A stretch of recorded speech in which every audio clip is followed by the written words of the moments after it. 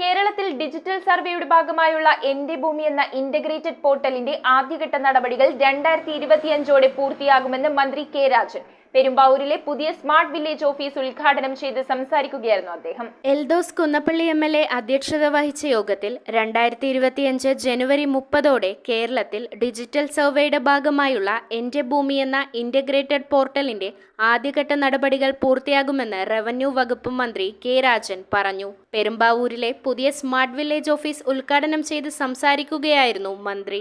ആദ്യഘട്ടം എന്ന നിലയിൽ കേരളത്തിലെ 228 വില്ലേജുകളിലാണ് ഇത് നടപ്പിലാക്കുന്നത്. രജിസ്ട്രേഷൻ വകുപ്പും റവന്യൂ വകുപ്പും സർവേ വകുപ്പും കൂടിച്ചേർന്നാണ് പോർട്ടൽ രൂപം കൊടുക്കുന്നത്. ഇതോടെ ഭൂമിക്ക് വിൽപ്പന തർക്കം ഉണ്ടാകില്ലയെന്നും മന്ത്രി വ്യക്തമാക്കി.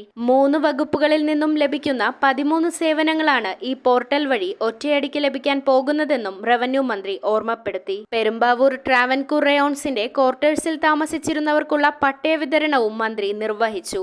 എറണാകുളം ജില്ലാ കളക്ടർ NSK ഉമേഷ് ചടങ്ങിൽ പങ്കെടുത്തു.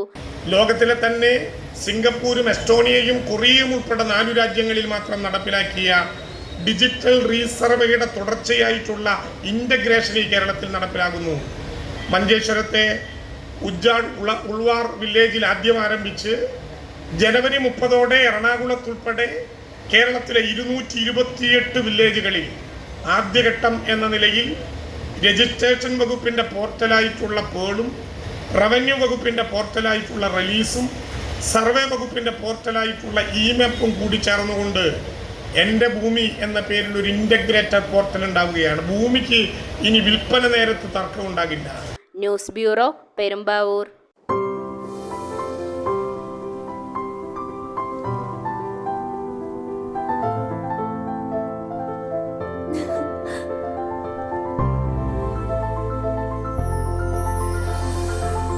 കളങ്കമില്ലാത്ത സൗഹൃദം പോലെ കലർപ്പില്ലാത്ത വിശ്വാസം.